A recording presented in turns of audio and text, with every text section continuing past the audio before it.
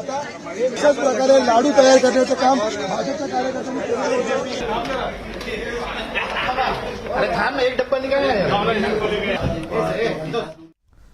Right. మహారాష్ట్రలో మహాయుతి ప్రభుత్వం మరోసారి అధికారంలోకి వచ్చింది. సో అక్కడ 200కు పైగా స్థానాల్లో ప్రస్తుతం లీడ్ కొనసాగుతున్న నేపథ్యంలో ఖచ్చితంగా ఇక్కడ ప్రభుత్వాన్ని ఏర్పాటు చేసేటువంటి పరిస్థితి మాత్రం కనిపిస్తోంది. సో ఇక్కడ కాంగ్రెస్ పార్టీ కావచ్చు, లేదా ఇక్కడ శరద్ పవార్ లాంటి ఉద్దండలు ఈసారి ఎలాగైనా గెలవాలనే ప్రయత్నం చేసినప్పటికీ మహారాష్ట్ర ప్రజలు మాత్రం భారతీయ జనతా పార్టీ వారి మిత్రపక్షాలకే పట్టం కట్టినటువంటి పరిస్థితి అయితే మాత్రం నెలకొంది. సో ఈ నేపథ్యంలో మహాయుతి ప్రభుత్వం ఏర్పాటుకు అవసరమైనటువంటి నెంబర్ కూడా దాటింది. 200కు పైగా స్థానాల్లో ఆధిక్యం కూడా చూపబోతున్నారు. సో అంచనాలకు మించిందనే మనం చెప్పొచ్చు. సో చాలా ఎగ్జిట్ పోల్స్ ఖచ్చితంగా అక్కడ ఎన్డీఏ సర్కారు వస్తుందని చెప్పినప్పటికీ కాంగ్రెస్ పార్టీ చాలా విశ్వాసంతో ఉంది.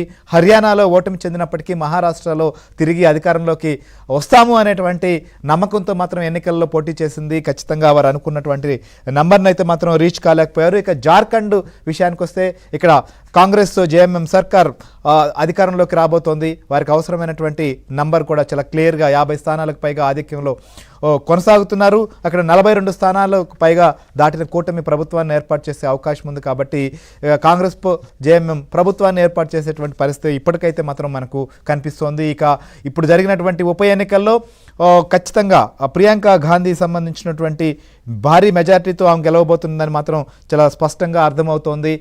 ఇప్పుడు వస్తున్నటువంటి మెజార్టీ చూస్తే 1,00,000 దాటినటువంటి పరిస్థితి. మిగిలినటువంటి రౌండ్లలో కూడా ఖచ్చితంగా తొలి నుంచి ప్రియాంక గాంధీ పోస్టల్ ఓట్ల లెక్కింపు నుంచి కూడా ప్రియాంక గాంధీ తమ యొక్క ఆధిపత్యాన్ని కూడా కొనసాగిస్తూ ఉంది.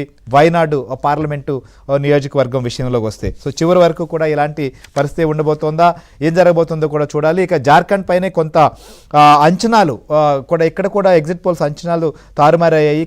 ఇక్కడ ఎన్డీఏ సర్కార్ వస్తుందనేటువంటి అంచనాలు చూపించినప్పటికీ ఇండియా కూటమి సర్కార్ అయితే మాత్రం ఏర్పాటు చేసేటువంటి పరిస్థితి ఉంది. సో మనతో పాటు ప్రస్తుతం ఈ అంశానికి సంబంధించి డిస్కస్ చేసేందుకు కాంగ్రెస్ పార్టీ సంబంధించినటువంటి సీనియర్ నాయకులు తులసిరెడ్డి గారు, అలానే భారతీయ జనతా పార్టీ సంబంధించినటువంటి అధికార ప్రతినిధి వినోద్ షా గారు కూడా మనతో పాటు లైవ్లో కొనసాగుతున్నారు. సో తులసిరెడ్డి గారు, ఏంటి ఈ ఫలితాలు మహారాష్ట్ర సంబంధించిన విషయంలో వచ్చినటువంటి ఫలితాలు ఏమనిపిస్తున్నాయి మీకు?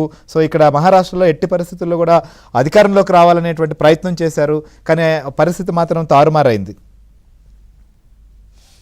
మీరు చెప్పినట్లు ప్రస్తుత పరిస్థితి చూస్తే ఇంకక్కడ మహారాష్ట్రలో మహాయుతి ఎన్డీఏ ఖచ్చితంగా వచ్చే కనపడతా ఉంది.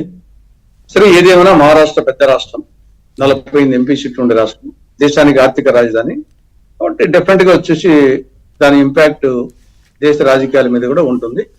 ఇక్కడ ఇంకా ఎన్డీఏ అధికారంకి వచ్చినట్టు స్పష్టంగా తెలుస్తుంది. ఇంకా ముఖ్యమంత్రి ఎవరు అనేది ఇప్పుడు సమస్య. బీజేపీ తరఫున ఫడ్నవీస్ గోరా లేకుంటే ఏక్నాథ్ షిండే మళ్ళా చేస్తారనేది, ఇంకా సీఎం ఎవరనేది సమస్య తప్ప ఇంకా మిగతా ఆల్మోస్ట్ వచ్చినట్టే కనపడుతుంది. 100 స్థానాల పైగా ఓన్ గా 100 పైగా స్థానాల్లో భారతీయ జనతా పార్టీ అక్కడ గెలిచినటువంటి పరిస్థితి. బీజేపీ కంటెస్ట్ చేయడమే 152. బీజేపీ కంటెస్ట్ చేయడమే 152. ఏక్నాథ్ షిండే పార్టీ 78, అజిత్ పవార్ వచ్చేసి 57. కాబట్టి కంటెస్ట్ చేయడమే ఎక్కువ కంటెస్ట్ చేసింది. సీట్లు కూడా 100 పైన వచ్చినాయి. కాబట్టి బహుశా ఇంకా అది చూడాలి మరి బీజేపీ క్యాండిడేట్ ఉంటాడా మళ్ళా ఏక్నాథ్ షిండే ఉంటాడు అనేది. సరే, ఏది ఏమైనా పోల్ మేనేజ్మెంట్ కాడ బీజేపీ ఎఫెక్టివ్ గా చేసిందని ఒప్పుకోక తప్పదు. ఆ పోల్ మేనేజ్మెంట్ అనేది ఫైనల్ గా వచ్చేసి పోల్ మేనేజ్మెంట్ ఏం లేదు. పోల్ మేనేజ్మెంట్ కు మనీ అన్ని అంత లెక్కల ఓటర్స్ డిస్ట్రిబ్యూషన్ కానీ, ఏజెంట్లకు కానీ, ప్రత్యర్థి ఏజెంట్లను కొనడం కానీ, పోలీసు వాళ్ళకి కానీ, ఎన్నికల సిబ్బంది కానీ, ఇవన్నీ మేనేజ్మెంట్ అంటే ఇక్కడ అంత లెక్కల మేనేజ్మెంట్ చేయడం. ప్రతి చోట వచ్చేసి మనీ ప్లేస్ మెనీ రోల్స్ అని. కాబట్టి what ever it may be poll management ఇక్కడ మాత్రం వాళ్ళు సిద్ధహస్తులు, దానికి అనేక హంగులు వాళ్ళకు ఉన్నాయి. కాబట్టి సరే, అదే ఆ పోల్ మేనేజ్మెంట్ అధిగమించి కూడా జార్ఖండ్ లో రావడం అన్నప్పుడు అదే కొంత ఈ పక్క ప్రజాభిష్టం కొంచెము అనుకూలం ఎక్కువగా ఉంది ఇండియాకు ఉండకని. పోల్ మేనేజ్మెంట్ జార్ఖండ్ లో కూడా చేశారు, కానీ దాన్ని కూడా అధిగమించి రావడం అన్నప్పుడు డెఫినెట్ గా ప్రజాభిష్టము కొంత